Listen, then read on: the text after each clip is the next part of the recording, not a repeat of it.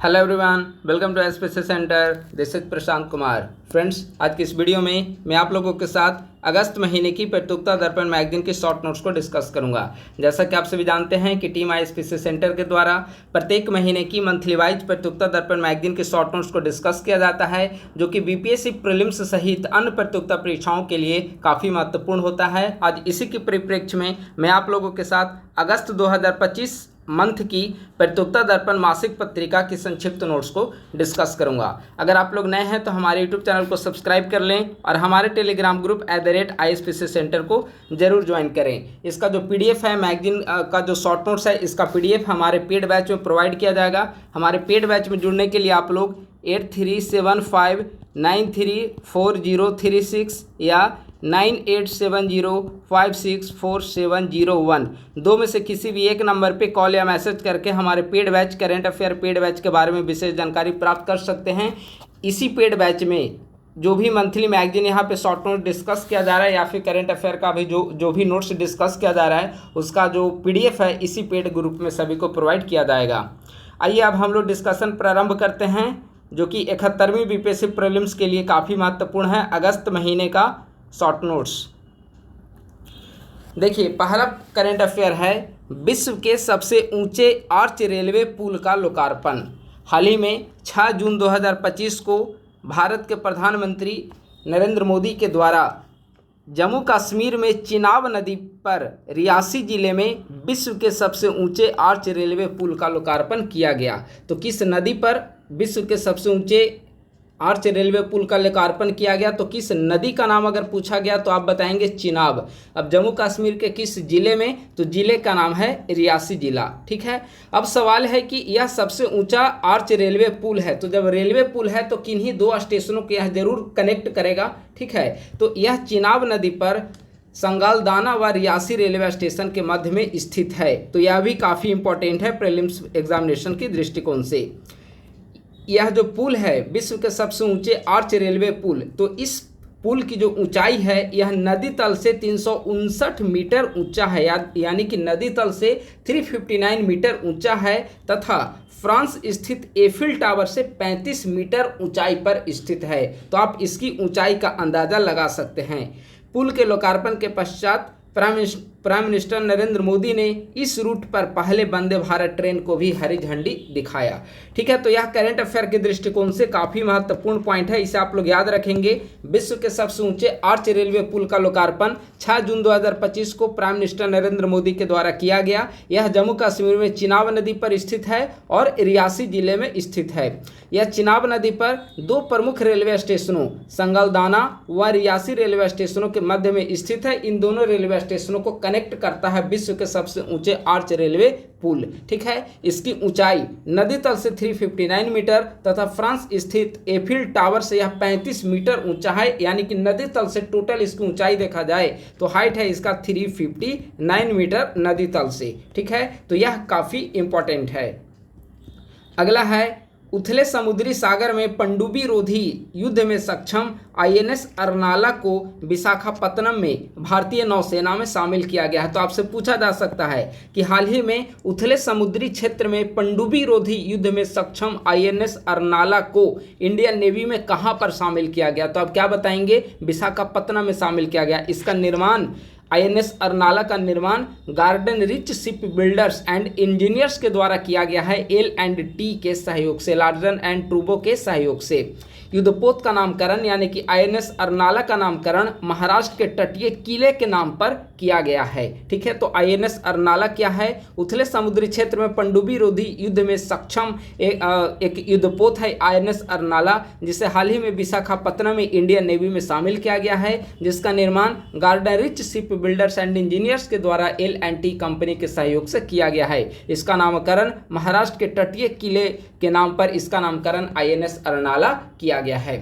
अब 71वें BPSC prelims current affair paid batch के बारे में संक्षिप्त जानकारी आप लोग प्राप्त कर लें, और उन्हीं पेड बैच में ये जो भी प्रतियोगिता दर्पण मंथली मैगजीन डिस्कस किया जा रहा है, इसका शॉर्ट नोट्स वहाँ पर अवेलेबल कराया जाएगा।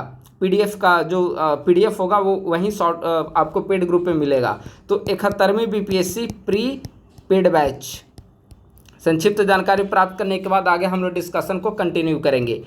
पेड बैच में basically current affair and Bihar special, इन दो सेक्शन पे ज़्यादा फोकस किया जा रहा है और इन दोनों सेक्शन के कंप्लीट होते ही आपका प्रीलिम्स में लगभग 50 अंक के जो प्रश्न होंगे वह आपका पूरी तरीके से कंप्लीट होगा।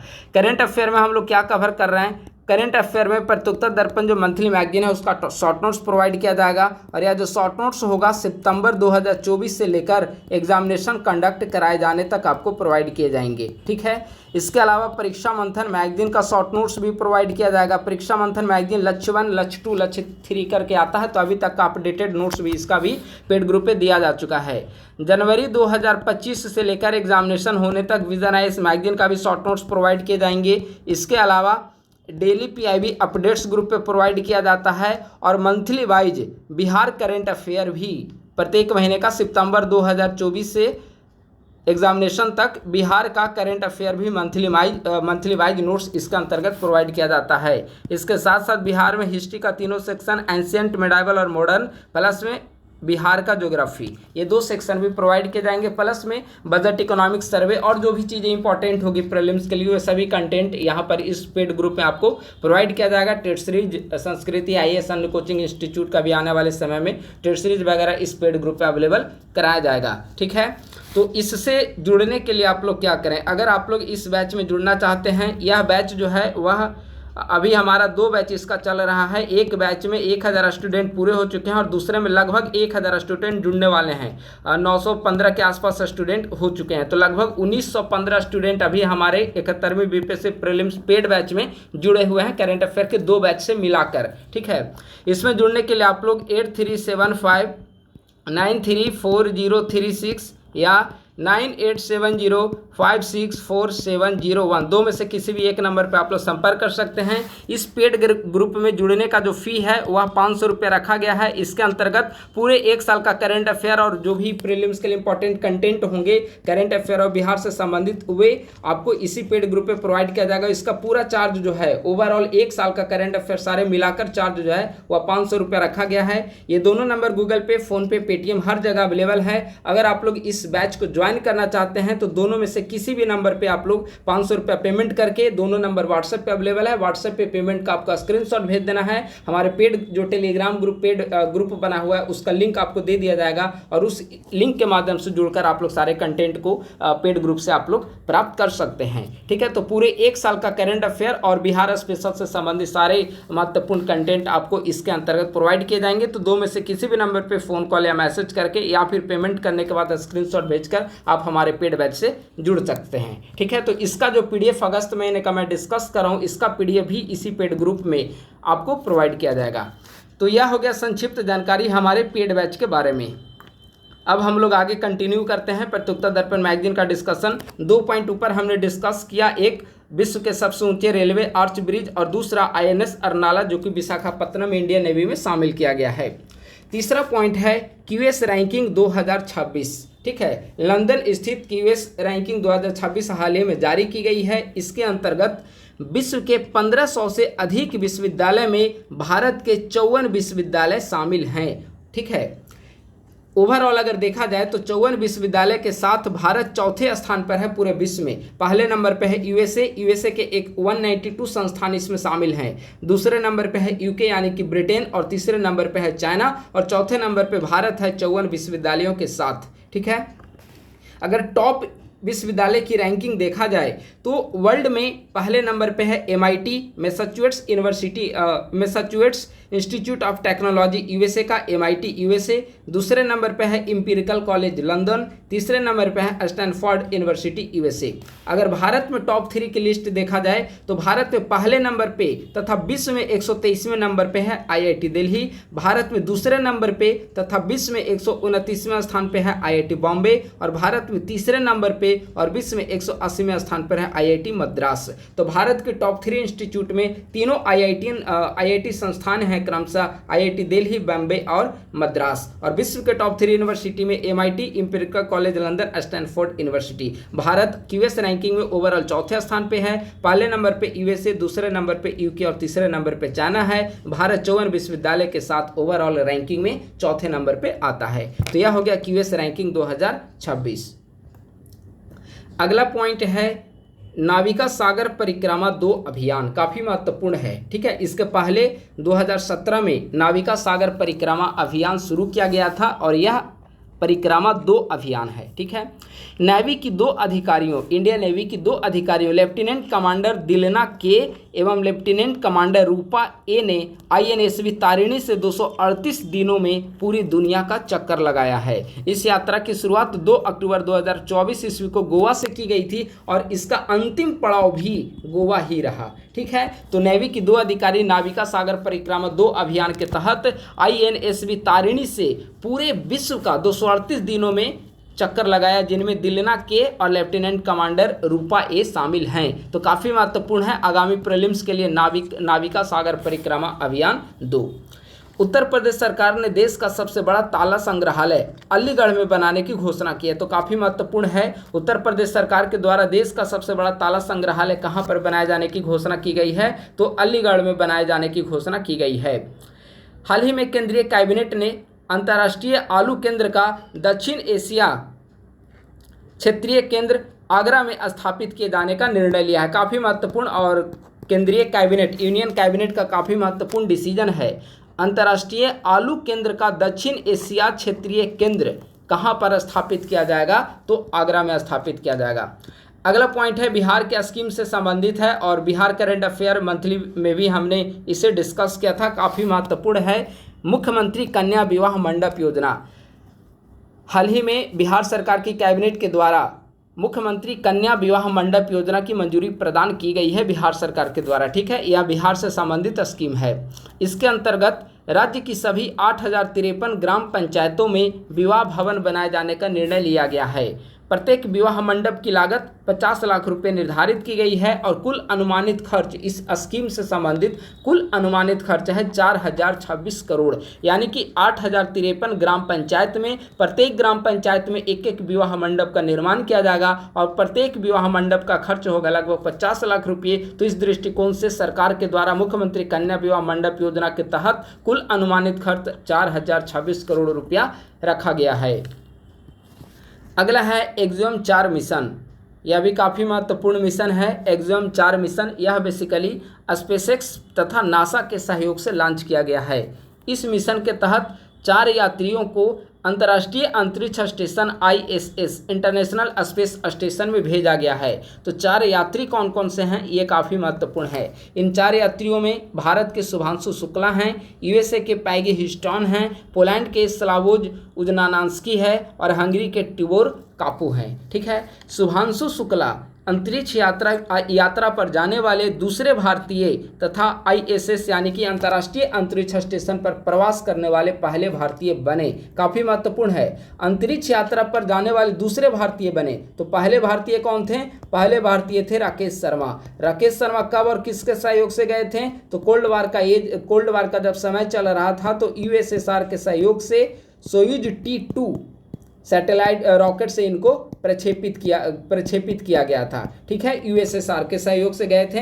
तो शुभांशु शुक्ला अंतरिक्ष यात्रा पर जाने वाले दूसरे भारतीय बने। पहले भारतीय थे राकेश शर्मा तथा अंतर्राष्ट्रीय अंतरिक्ष स्टेशन पर प्रवास करने वाले पहले भारतीय बने हैं शुभांशु शुक्ला। ठीक है, तो एक्सोम 4 मिशन के तहत स्पेसएक्स प्लस नासा के सहयोग से 4 यात्रियों को ISS अंतर्राष्ट्रीय अंतरिक्ष स्टेशन में भेजा गया है। इन 4 यात्रियों में भारत के शुभांशु शुक्ला, USA के पैगी ह्यूस्टन, पोलैंड के स्लावोज उजनान्स्की और हंगरी के टिबोर कापू शामिल हैं। तो एक्सोम 4 मिशन BPSC प्रीलिम्स की दृष्टिकोण से काफ़ी महत्वपूर्ण है।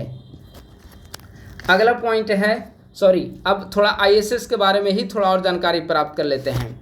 ISS जो है इंटरनेशनल स्पेस स्टेशन अंतर्राष्ट्रीय अंतरिक्ष स्टेशन नवंबर 2000 से कार्यरत है तथा 28,000 किलोमीटर पर आवर की गति से प्रतिदिन पृथ्वी की 16 परिक्रमा करता है। इसलिए आप ध्यान दीजिए, 24 घंटे में ISS जो है 24 घंटे में पृथ्वी की 16 परिक्रमा करता है। आपको एक बात याद होगी, जब शुभांशु शुक्ला अंतरिक्ष में गए थे तो अंतरिक्ष स्टेशन में जाने के बाद भारत के प्रधानमंत्री नरेंद्र मोदी से उनकी बातचीत हुई थी। तो बातचीत के दौरान उन्होंने कहा था कि 24 घंटे में वह 16 बार सूर्योदय एवं 16 बार सूर्यास्त वहाँ पर होता है। 16 सूर्योदय और 16 सूर्यास्त होता है। तो यह क्यों होता है? क्योंकि 24 घंटे में जो अंतर्राष्ट्रीय स्पेस स्टेशन है वह 24 घंटे में 28,000 किलोमीटर प्रति आवर की गति से 24 घंटे में पृथ्वी की 16 बार परिक्रमा करता है। तो पृथ्वी की जब 16 बार परिक्रमा करेगा तो स्वाभाविक सी बात है कि 16 बार सूर्योदय और 16 बार सूर्यास्त का उनको अनुभव होगा। ठीक है, तो यह काफी महत्वपूर्ण है। जो ISS इंटरनेशनल स्पेस स्टेशन है, इंटरनेशनल स्पेस स्टेशन किन देशों का एक सामूहिक सहयोग है? तो उसमें USA, USSR, EU, जापान एवं कनाडा, ये 5 देश जो हैं इसमें शामिल हैं ISS में। अगला पॉइंट है, हाल ही में UPSC संघ लोक सेवा आयोग ने अंतिम चरण में चयन से चूकने वाले उम्मीदवारों को नया अवसर उपलब्ध कराने के लिए एक नई योजना लॉन्च की है। उस योजना का क्या नाम है? तो उस योजना का नाम है प्रतिभा सेतु योजना। अब पॉइंट काफी महत्वपूर्ण है, PM मोदी की साइप्रस, कनाडा एवं क्रोएशिया दौरा।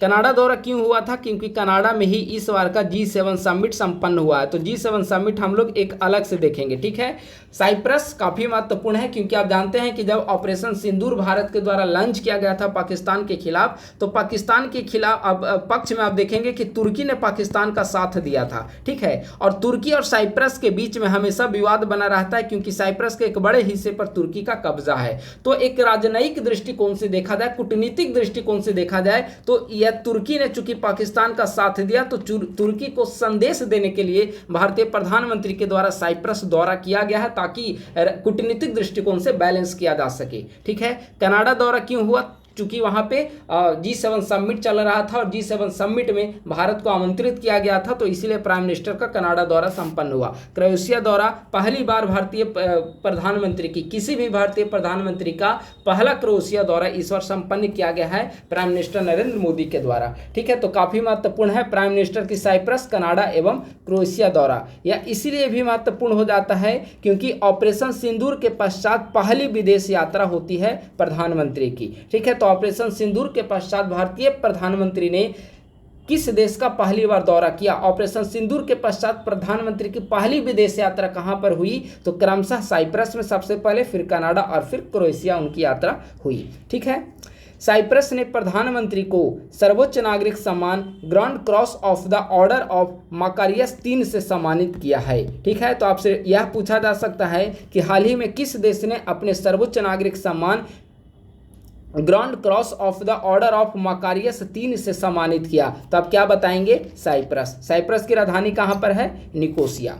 कनाडा में हमने बता दिया G7 सम्मेलन में भारतीय प्रधानमंत्री ने भाग लिया। G7 समिट हम लोग अलग से एक टॉपिक के रूप में डिस्कस करेंगे। ठीक है, अगला दौरा था क्रोएशिया। क्रोएशिया की राजधानी कहां पर है? जाग्रेब। क्रोएशिया की राजधानी कहां पर है? जाग्रेब। साइप्रस की राजधानी कहां पर है? निकोसिया। ठीक है, साइप्रस की राजधानी निकोसिया, क्रोएशिया की राजधानी है जाग्रेब। साइप्रस का सर्वोच्च नागरिक सम्मान grand cross of the order of Makarios 3, जिसे भारतीय प्रधानमंत्री को सम्मानित किया गया, और यह भारतीय प्रधानमंत्री को 23वां विदेशी सम्मान था जिसे भारतीय प्रधानमंत्री को दिया गया है। ठीक है, क्रोएशिया किसी भारतीय प्रधानमंत्री की पहली क्रोएशिया दौरा संपन्न हुई है।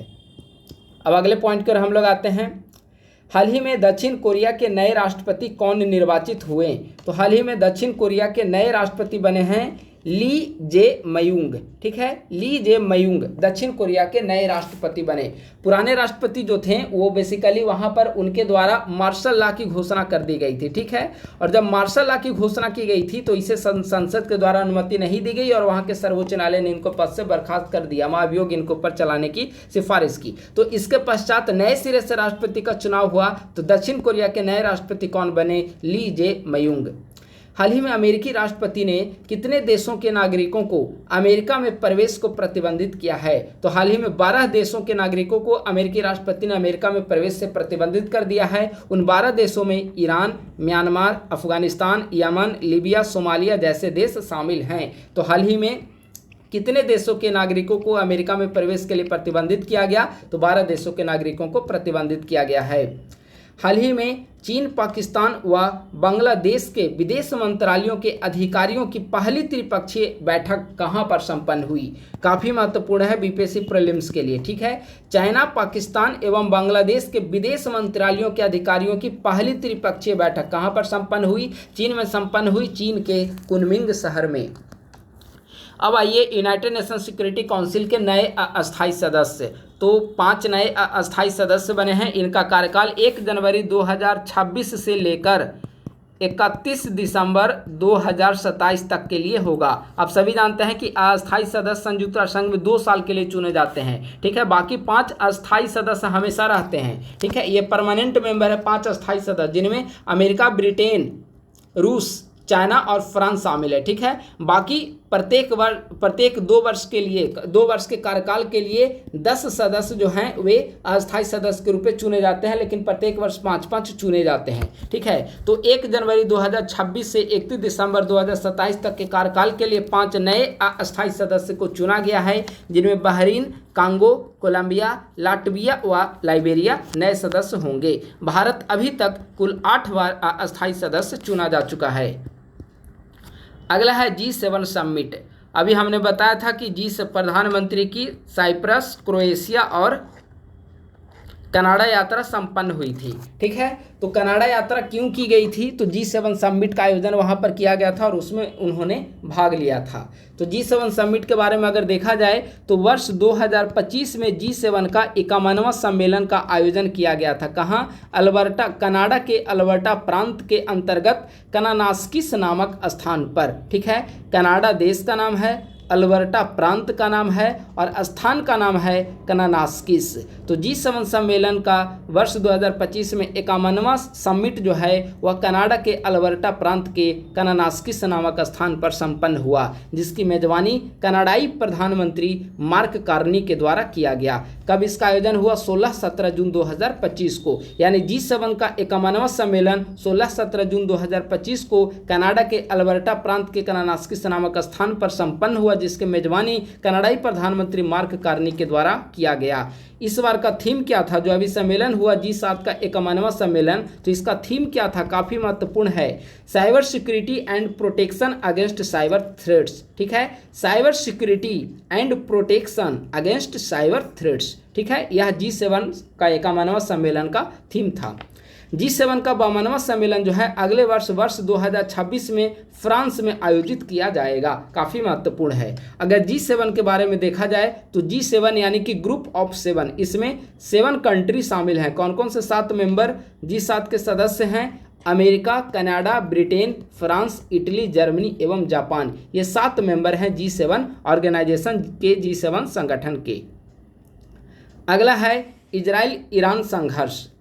इजराइल ईरान संघर्ष अभी आप विगत कुछ दिनों में देखेंगे तो इंटरनेशनल पॉलिटिक्स में सबसे जो महत्वपूर्ण घटना घटित हुई है वह है इजराइल ईरान संघर्ष को लेकर, ठीक है। इजराइल ईरान संघर्ष की शुरुआत कब हुई? 13 जून 2025 को। यानी 13 जून 2025 को इजराइल के द्वारा ईरान में एक तरह से अघोषित आक्रमण किया गया और ईरान के जो सेना है उसके टॉप कमांडर और जो बड़े बड़े परमाणु वैज्ञानिक थे उनको मार दिया गया। तो इजराइल ईरान संघर्ष की शुरुआत हुई 13 जून 2025 को और युद्ध विराम की घोषणा कब हुई? 23 जून 2025 को युद्ध विराम की घोषणा हुई। तो काफी महत्वपूर्ण है, इजराइल और ईरान के बीच युद्ध विराम की घोषणा कब की गई? 23 जून 2025 को। इजराइल के द्वारा जो ईरान में आक्रमण किया गया उसका नाम दिया गया ऑपरेशन राइजिंग लायन। काफी महत्वपूर्ण है। ऑपरेशन राइजिंग लायन इजराइल का ईरान में सैन्य कार्यवाही और इसके अंतर्गत ईरान के सेना के top commander, top nuclear scientist आदि को मार दिया गया, टारगेट किया गया था। तो ऑपरेशन राइजिंग लायन क्या है? इजराइल का ईरान में शुरू किया गया सैन्य कार्यवाही था। ऑपरेशन मिडनाइट हैमर क्या है? तो यूएसए के द्वारा ईरान के 3 परमाणु संयंत्रों फोर्डो, नंताज और इस्फहान पर बंकर बस्टर बम से हमला किया गया था। इसमें बेसिकली फोर्डो जो परमाणु संयंत्र है उस पर बंकर बस्टर बम से हमला किया गया था। तो ऑपरेशन मिडनाइट हैमर क्या है? यूएसए के द्वारा ईरान के परमाणु संयंत्रों पर हमला किया जाना। अब आपसे ये भी पूछा जा सकता है, हाल ही में चर्चा में रहा फोर्डो, नंताज और इस्फहान परमाणु संयंत्र किस देश में स्थित हैं? तो आप क्या बताएंगे? ईरान में स्थित है। तो operation rising lion, operation midnight hammer काफी अधिक महत्वपूर्ण है। अब चूंकि ईरान संघर्ष प्रारंभ हुआ इजराइल और ईरान के बीच में, ईरान में बहुत अधिक संख्या में भारतीय वहाँ पे प्रवासी के रूप में रह रहे हैं, तो स्वाभाविक सी बात है कि अगर दो देशों के बीच युद्ध प्रारंभ होगी तो वहाँ जो रह रहे लोग हैं वे उससे प्रभावित होंगे। और इसी प्रभावित होने के कारण भारत सरकार के द्वारा ईरान में रह रहे लोगों को सुरक्षित भारत वतन वापसी के लिए ऑपरेशन सिंधु प्रारंभ किया गया। ऑपरेशन सिंधु जो है ईरान से भारतीयों की सुरक्षित निकासी हेतु भारत सरकार के द्वारा प्रारंभ किया गया है। इसमें आर्मेनिया ने भारत की काफ़ी अधिक मदद की थी, क्योंकि ईरान से नागरिक जो थे आर्मेनिया की राजधानी आए और आर्मेनिया के द्वारा वहां से भारतीयों को वापस भारत भेजा गया था। पहला जत्था जो है 13 जून को युद्ध प्रारंभ होता है, लेकिन ईरान से भारतीय नागरिकों को लेकर ऑपरेशन सिंधु के तहत पहला जत्था 19 जून को भारत पहुंचता है, जिसमें किस देश के द्वारा काफ़ी मदद की गई, तो आर्मेनिया के द्वारा मदद की गई। तो operation rising lion, operation midnight hammer, operation Sindhu काफ़ी महत्वपूर्ण है। पिछले वाला जो वीडियो मंथ का डिस्कस हुआ था उसमें हमने आपके साथ ऑपरेशन सिंदूर और फिर पाकिस्तान के द्वारा काउंटर अटैक, ये सब हमने आपको डिस्कस किया था। अगला पॉइंट है 16वीं जनगणना हेतु अधिसूचना जारी। ठीक है, देखिए यहाँ पर जो कुछ भी डिस्कस किया जा रहा है, करेंट अफेयर ऐसा सेक्शन है, अब किसी भी कंपटीशन में आप जाएंगे, चाहे वह बीपीएससी का एग्जाम हो, यूपीपीसीएस का एग्जामिनेशन हो, बिहार में कई सारे एग्जामिनेशन हो रहे हैं, यूपी में कई सारे एग्जामिनेशन हैं, तो हर एक एग्जामिनेशन में आप देखें 71वीं बीपीएससी, आप बीपीएससी का पीवाईक्यू देख लीजिए, बीपीएससी पीवाईक्यू में लगभग 30 से 32 सवाल होते हैं, वह करेंट अफेयर से पूछे जाते हैं। करेंट अफेयर में एक भी सवाल गलत ना हो, इसका सबसे बड़ा जो भूमिका होगा वह प्रत्युत्तर दर्पण मैगजीन का है। और इसीलिए सितंबर 2024 से लगातार एग्जामिनेशन होने तक हमारे द्वारा इसका शॉर्ट नोट्स अवेलेबल किया जा रहा है। ठीक है, आप लोग लगातार वीडियो को 3 बार 4 बार वीडियो को देखिए, पीडीएफ लगातार आप लोग 3 बार 4 बार 5 बार 10 बार जितना बार मैक्सिमम हो सके पीडीएफ के माध्यम से आप लोग इसका रिवाइज करें। अगर इतना बार आप लोग पीडी मैगजीन को ढंग से कवर कर लेते हैं तो आपका मोस्टली जो सेक्शन है वो आपका पूरी तरीके से कंप्लीट हो चुका होगा करेंट अफेयर के अंतर्गत। ठीक है, तो आप लोग हमारे पेड बैच में जरूर जुड़े, पेड बैच से जुड़कर आप लोग सारे कंटेंट को प्राप्त करें, मैक्सिमम टाइम से उसे रिवीजन करें, क्योंकि अब एग्जामिनेशन में समय बहुत कम बचा है, लगभग 60 दिनों का समय है और इस समय में एक एक दिन का सदुपयोग, एक एक घंटे काफ़ी अधिक महत्वपूर्ण होते हैं। ठीक है, तो पेड बैच के बारे में अगर आपको जुड़ना हो तो 8375934036 या 9870564701 दो में से किसी भी एक नंबर पे पेड बैच के बारे में जानकारी प्राप्त करके करेंट अफेयर जो प्रत्युत्तर दर्पण मैगजीन है इसका शॉर्ट नोट्स आप लोग प्राप्त कर सकते हैं। 16वीं जनगणना हेतु अधिसूचना जारी। देखिए 16वीं जनगणना भारत का अवश्य है, लेकिन स्वतंत्रता के बाद यह 8वीं जनगणना है। स्वतंत्रता के बाद 8वीं जनगणना। ठीक है, 16वीं जनगणना हेतु 16 जून 2025 ईस्वी को केंद्र सरकार के द्वारा अधिसूचना जारी किया गया है। यह गृह मंत्रालय के तहत आता है। पहाड़ी राज्यों व केंद्र शासित प्रदेशों जैसे जम्मू कश्मीर, लद्दाख, उत्तराखंड, हिमाचल प्रदेश आदि में जनगणना हेतु संदर्भ तिथि 1 अक्टूबर 2026 रखा गया है। इसके अलावा शेष राज्यों के लिए संदर्भ तिथि 1 मार्च 2027 रखा गया है। इस जनगणना की कुछ महत्वपूर्ण चीज़ें आपको याद रखनी है। पहला तो यह हो गया कि जनगणना 2 चरणों में संपन्न होगी, और जो सबसे महत्वपूर्ण है वह यह है कि पहली बार डिजिटल जनगणना कार्य किया जाएगा। ठीक है, पहली बार डिजिटल जनगणना का कार्य संपन्न होगा। ठीक है, तो 16वीं जनगणना से संबंधित अधिसूचना जारी की गई है। आपसे सवाल पूछा जाएगा कि अधिसूचना कब जारी की गई, तो 16 जून 2025 को अधिसूचना जारी की गई है। प्रत्येक 10 वर्ष पर जनगणना का कार्य संपन्न होता है, लेकिन कोविड के कारण इस पर डिले हुआ है और लगभग 26-27 साल के बाद जनगणना की रिपोर्ट हमारे सामने देखने को इस बार मिलेगी। आज़ादी के बाद 8वां और ओवरऑल 16वीं जनगणना का जो है नोटिस वह जारी किया गया है। जनगणना 2 चरणों में संपन्न होगी, पहाड़ी राज्यों के लिए अलग और शेष राज्यों के लिए संदर्भ तिथि अलग होगी। अब आइए यूएनएफपीए का विश्व जनसंख्या रिपोर्ट 2025 काफ़ी महत्वपूर्ण है। विश्व जनसंख्या रिपोर्ट 2025, ठीक है, इसमें यह अनुमान लगाया गया है कि 2025 में 1.46 अरब भारत की आबादी होगी। भारत की टोटल फर्टिलिटी रेट, कुल प्रजनन दर 1.9 है, जो कि प्रतिस्थापन दर से काफ़ी नीचे है। प्रतिस्थापन दर है 2.1 और प्रतिस्थापन दर से भी नीचे हो गया है कुल प्रजनन दर 1.9। जीवन प्रत्याशा अगर देखा जाए तो मेल की जीवन प्रत्याशा है भारत में 71 वर्ष और फीमेल की जीवन प्रत्याशा है 74 वर्ष। Male 71, female 74। जनसंख्या में विभिन्न वर्गों की हिस्सेदारी, 0 से 14 वर्ष वाले जो वर्ग होगा उसकी हिस्सेदारी कुल जनसंख्या में 24%। 15 से 64 आयु वर्ग की हिस्सेदारी 68%। 65 वर्ष व उससे अधिक आयु वर्ग की हिस्सेदारी 7%। 10 से 19 वर्ष के आयु वर्ग की हिस्सेदारी 17% और 10 से 24 वर्ष के आयु वर्ग की हिस्सेदारी होगा 26%। तो भारत की कुल आबादी में विभिन्न आयु वर्ग का यहाँ पे हिस्सेदारी दिया गया है। कुल आबादी कितना है? अनुमानित है 2025 में 1.46 अरब, पूरे विश्व में नंबर 1 पे। ठीक है, तो हो गया UNFPA विश्व जनसंख्या रिपोर्ट 2025। RBI की नीतिगत दरें, अनुमानित जो है रेपो नई जो संशोधित रिपोर्ट जारी की गई है उसके अनुसार रेपो दर 5.50, रिवर्स रेपो दर 3.35 और बैंक दर 5.75। RBI ने वित्त वर्ष 2025-26 में भारत के GDP में 6.5% ग्रोथ रेट रहने का अनुमान लगाया है। तो काफ़ी महत्वपूर्ण है, आपसे पूछा जा सकता है कि RBI के द्वारा वित्त वर्ष 25-26 के लिए भारत के GDP में कितना प्रतिशत वृद्धि रहने का अनुमान लगाया गया है? तो RBI के द्वारा 6.5% अनुमानित है। अगला है उत्पादन संबंधी कृषि मंत्रालय का अनुमान। यह अग्रिम अनुमान जारी किया गया है कृषि मंत्रालय के द्वारा।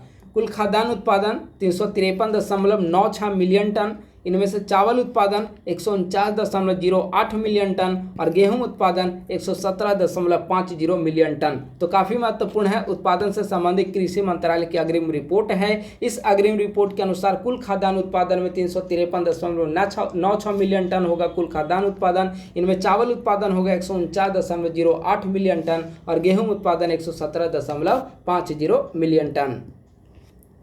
अगला है SDG इंडेक्स 2025, काफ़ी महत्वपूर्ण है, या इसलिए भी महत्वपूर्ण है क्योंकि भारत इसमें पहली बार टॉप 100 कंट्रीज की लिस्ट में शामिल हुआ है। ठीक है, तो SDG इंडेक्स कब जारी किया, किसके द्वारा जारी किया गया है? UN के द्वारा। ठीक है, SDG जो है वह वर्ष 2015 में इसमें 17 लक्ष्य शामिल है। सस्टेनेबल डेवलपमेंट गोल टोटल 17 लक्ष्य शामिल हैं। 2015 में इसे स्वीकार किया गया और कहा गया था कि वर्ष 2030 तक हमें इन 17 लक्ष्यों को पूरी तरीके से प्राप्त कर लेना है और इसे ही नाम दिया गया था सस्टेनेबल डेवलपमेंट गोल। इसमें टोटल 17 लक्ष्य शामिल हैं। इन 17 लक्ष्यों में किन देशों ने क्या तरक्की की है इसके मापने के लिए सतत लक्ष्य सूचकांक 2025 जारी किया गया है। किसके द्वारा? यूनाइटेड नेशन, संयुक्त राष्ट्र के द्वारा। इसमें भारत पहली बार प्रथम 100 देशों की सूची में शामिल हुआ है। 167 देशों में भारत का स्थान है 99वां, 99th रैंक है, यानी कि टॉप 100 की लिस्ट में भारत पहली बार शामिल हुआ है। अगर टॉप कंट्री देखा जाए तो टॉप कंट्री में पहले नंबर पे है फिनलैंड, दूसरे नंबर पे स्वीडन और तीसरे नंबर पे है डेनमार्क। यहाँ पे ब्रैकेट में स्कोर दिया गया है। ठीक है, फिनलैंड पहले नंबर पे है, इसका स्कोर 100 में 87.02 है। स्वीडन दूसरे नंबर पे है, इसका स्कोर 100 में 85.74 है और डेनमार्क का स्कोर है 85.26। अगर बॉटम 3 कंट्री की बात करें तो 167 देश को इसमें शामिल किया गया है। 167वें स्थान पे है दक्षिणी सूडान, 166वें पे है अफ्रीकी गणराज्य और 165वें नंबर पे है चाड। इसके अलावा अन्य प्रमुख देश की चर्चा की जाए तो अन्य प्रमुख देशों में 49th रैंक पे है चाइना, 24th रैंक पे है भूटान, भारत 99th रैंक पे है। भारत का स्कोर है 66.95, काफ़ी महत्वपूर्ण है। भारत का स्कोर है 66.95। 114वें स्थान पे है बांग्लादेश। तो यह हो गया SDG इंडेक्स, काफ़ी महत्वपूर्ण है SDG इंडेक्स। अब आइए प्रमुख नियुक्तियाँ। इस महीने की मंथली मैगजीन में जिन महत्वपूर्ण नियुक्तियों की चर्चा की गई है उनमें पहले नंबर पे है लेफ्टिनेंट कमांडर यशस्वी सोलंकी, राष्ट्रपति की ADC नियुक्त होने वाली पहली महिला अधिकारी बनी है। काफ़ी महत्वपूर्ण, चूँकि पहली महिला अधिकारी बनी है इसीलिए यह पॉइंट महत्वपूर्ण हो जाता है। लेफ्टिनेंट कमांडर यशस्वी सोलंकी राष्ट्रपति की ADC नियुक्त होने वाली पहली महिला अधिकारी बनी है। T रविशंकर 16वें वित्त आयोग के अंशकालिक सदस्य बने। तो 16वें वित्त आयोग के अंशकालिक सदस्य, नए अंशकालिक सदस्य किसे बनाया गया? T रविशंकर को। एस महेंद्र देव प्रधानमंत्री की आर्थिक सलाहकार परिषद के नए अध्यक्ष बने। यह भी महत्वपूर्ण है। प्रधानमंत्री की आर्थिक सलाहकार परिषद के नए अध्यक्ष किसे बनाया गया है? एस महेंद्र देव को बनाया गया है। राजीव मेमानी CII के नए अध्यक्ष बने। CII है, ठीक है, C11 नहीं समझिएगा, CII। ठीक है। तो राजीव मेमानी CII के नए अध्यक्ष बने हैं।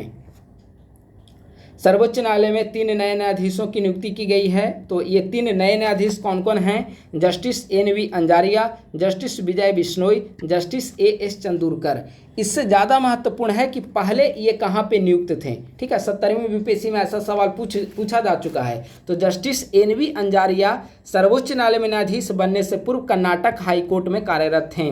जस्टिस विजय बिश्नोई सर्वोच्च न्यायालय के न्यायाधीश बनने से पूर्व गुवाहाटी हाईकोर्ट में कार्यरत थे। और जस्टिस AS चंदूरकर सर्वोच्च न्यायालय के न्यायाधीश बनने से पूर्व बॉम्बे हाईकोर्ट में कार्यरत थे, ठीक है। तो 3 नए न्यायाधीशों की नियुक्ति कोलोजियम के द्वारा सर्वोच्च न्यायालय में की गई है, जिनमें जस्टिस NV अंजारिया, जस्टिस विजय बिश्नोई और जस्टिस AS चंदूरकर महत्वपूर्ण है। ये तीनों पूर्व में क्रमशः कर्नाटक हाईकोर्ट, गुवाहाटी हाईकोर्ट एवं बॉम्बे हाईकोर्ट में कार्यरत थे।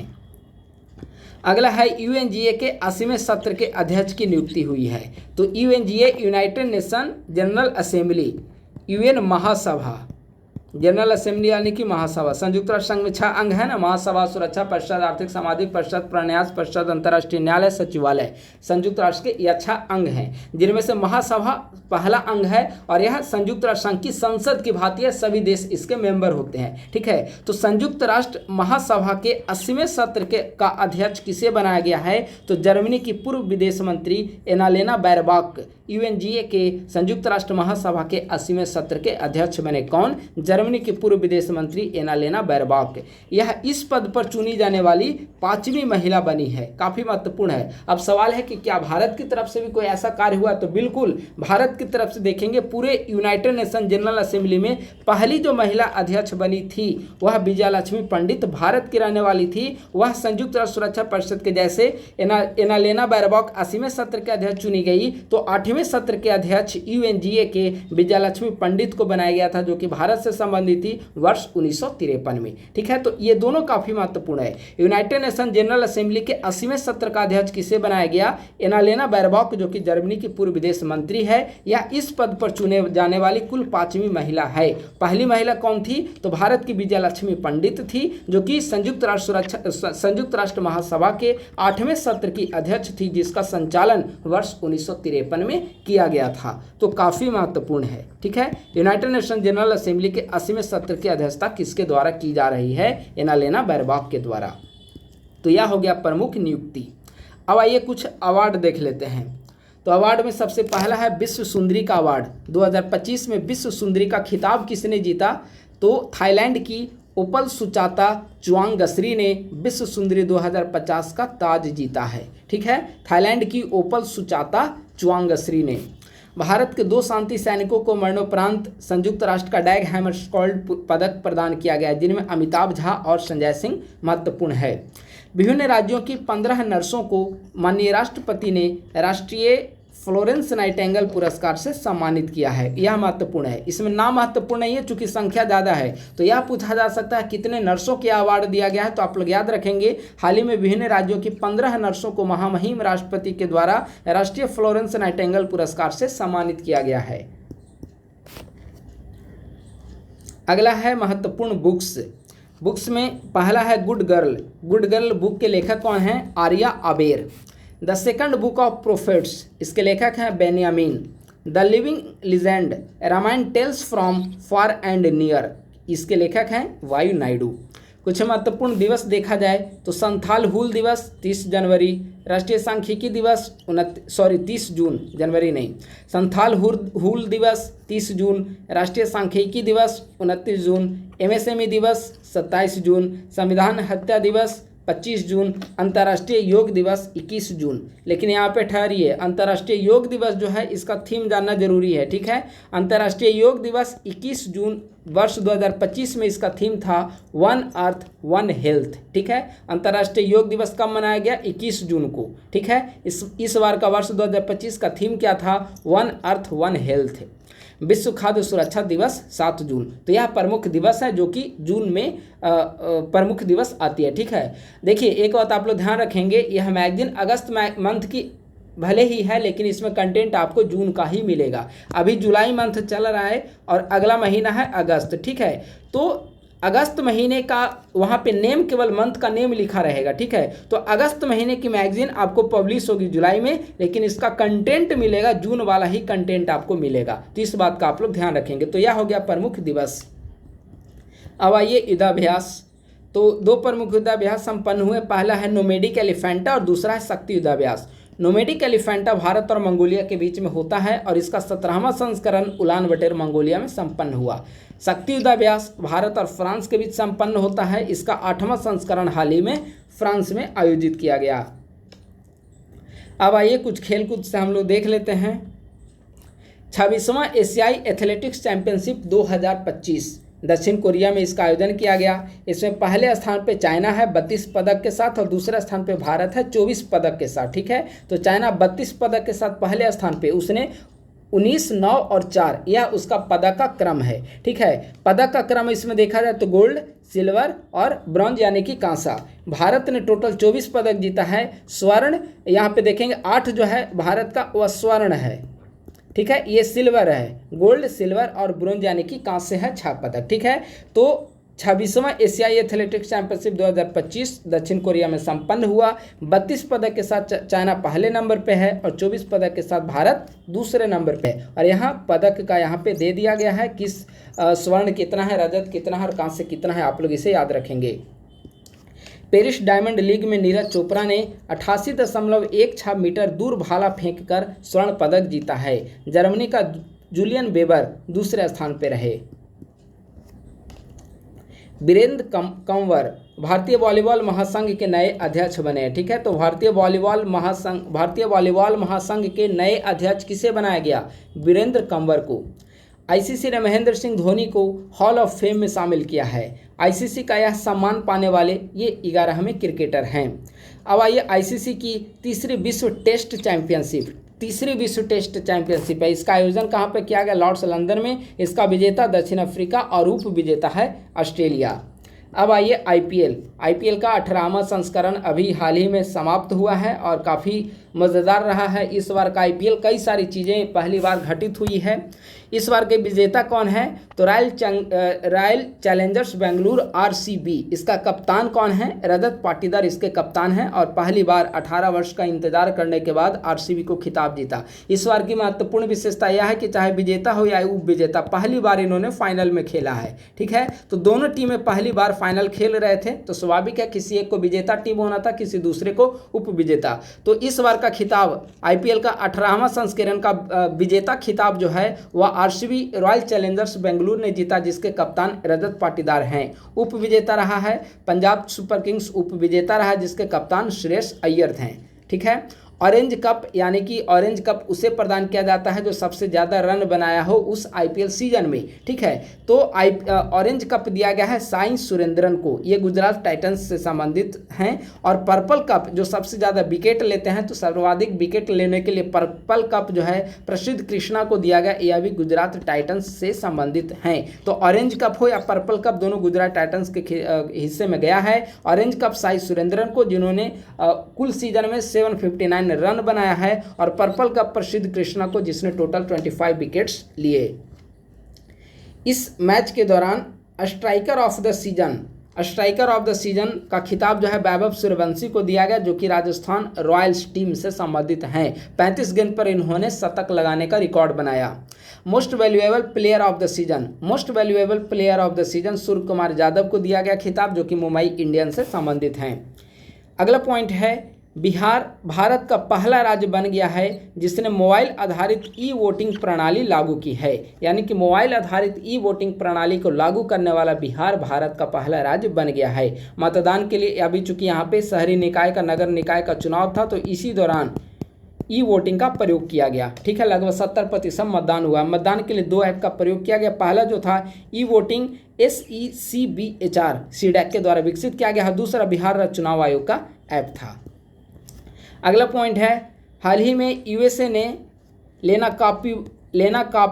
लेनाकापावीर दवा को मंजूरी दी है, जो अब तक बनाई गई सबसे प्रभावशाली HIV रोकथाम दवा मानी जा रही है।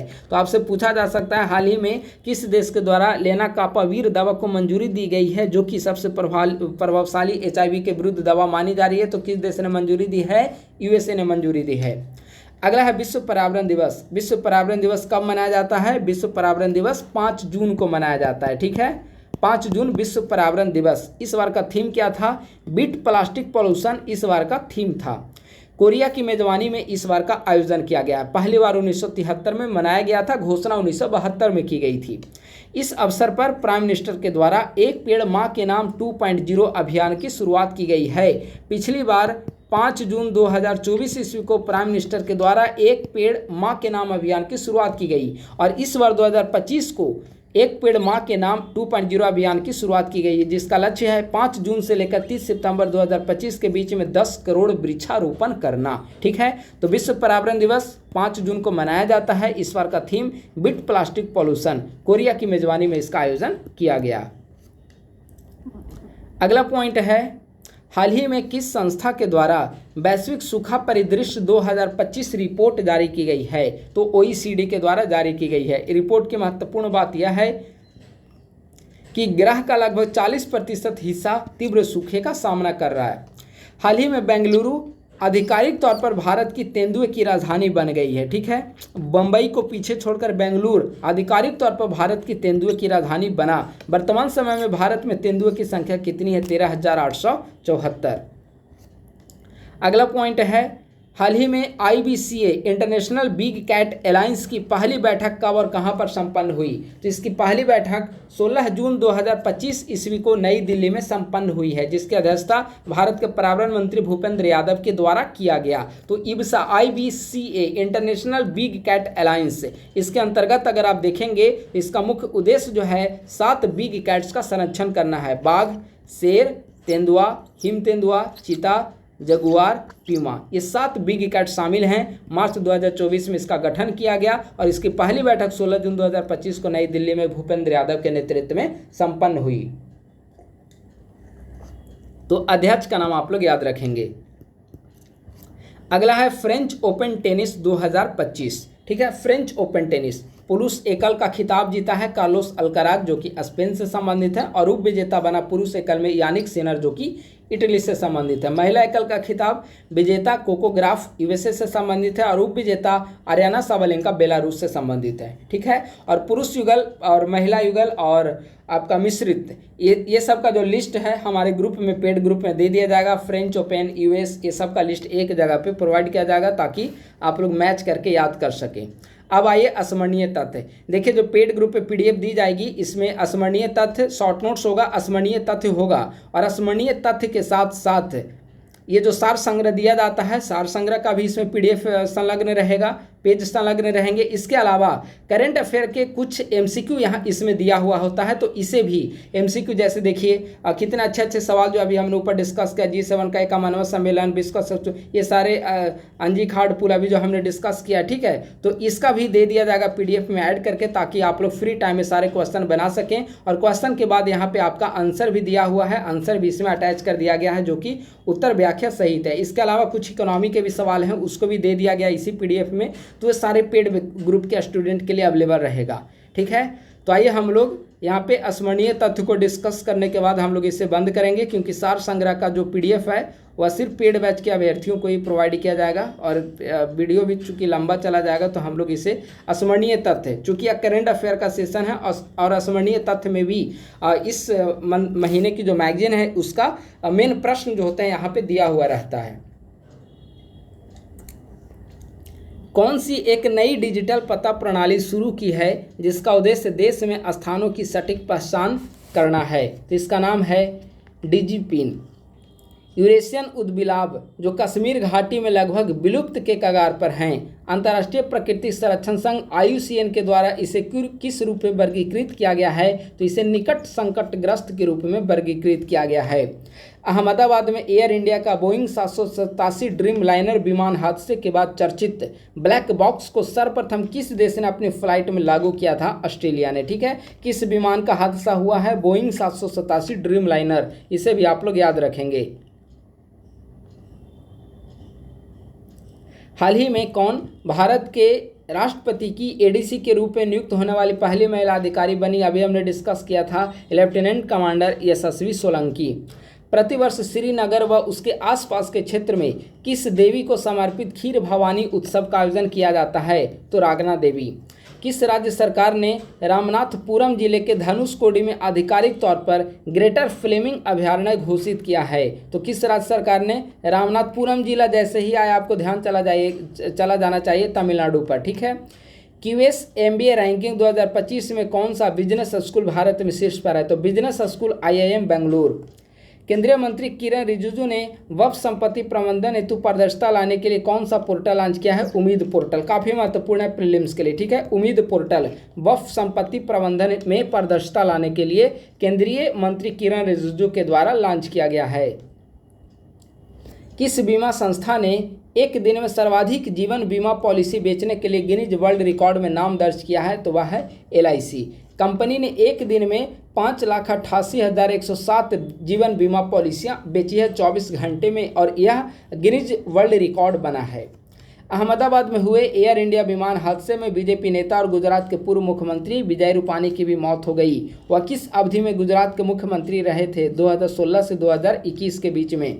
भारत मंगोलिया संयुक्त सैन्य अभ्यास नोमैडिक एलिफेंटा 31 मई से 13 जून 2025 तक कहां आयोजित की गई? मंगोलिया के उलान बटोर में। संयुक्त राष्ट्र जनसंख्या कोष UNFPA के द्वारा जारी विश्व जनसंख्या स्थिति रिपोर्ट 2025 का शीर्षक क्या रखा गया है? वास्तविक प्रजनन संकट। हाल ही में विश्व आर्थिक मंच यानी कि WEF के द्वारा ग्लोबल जेंडर गैप रिपोर्ट 2025 का कौन सा संस्करण जारी किया गया है? इसमें 19वां संस्करण जारी किया गया है। ठीक है। इसे डिटेल देखेंगे हम लोग। WEF के द्वारा ग्लोबल जेंडर गैप रिपोर्ट 2025 का 19वां संस्करण प्रकाशित किया गया, जिसमें 148 देशों में वैश्विक जेंडर गैप 68.8% है। इसमें 25 में भारत 148 देशों में 131वें स्थान पर है, यानी कि जेंडर गैप इंडेक्स में भारत का स्थान क्या है? 148 देशों में 131वां। ठीक है।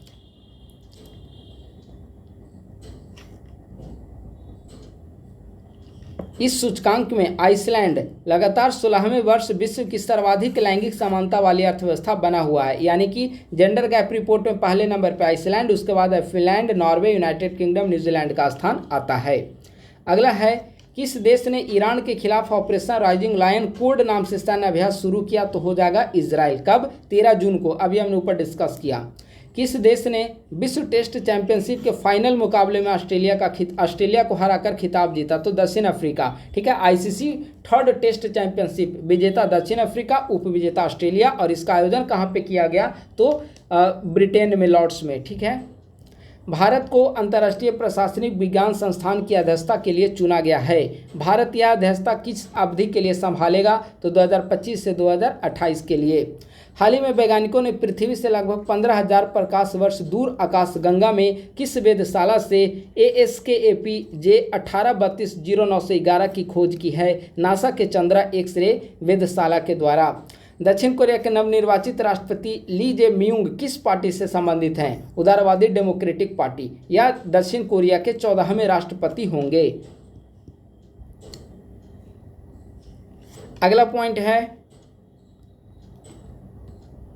किस देश ने प्रवासियों के माता पिता के लिए एक नई वीजा योजना 10 वर्ष तक रुकने से संबंधित शुरू की है? तो न्यूजीलैंड के द्वारा एक नई वीज़ा योजना की प्रारंभ की गई है, जिसके अंतर्गत प्रवासियों के माता पिता को विशेष तरजीह दी गई है। न्यूजीलैंड ने पेरेंट बूस्ट वीज़ा नामक एक नई अप्रवासन नीति शुरू की है। इसके तहत नागरिकों और निवासियों के माता पिता को सितंबर 2024 से 5 वर्ष तक रहने की अनुमति दी जाएगी। सभी पात्रता शर्तों को पूरा करने पर वीज़ा धारक 1 और 5 वर्षों के लिए वीज़ा के लिए आवेदन कर सकते हैं, जिससे कुल 10 वर्षों तक रहने की अनुमति मिलती है।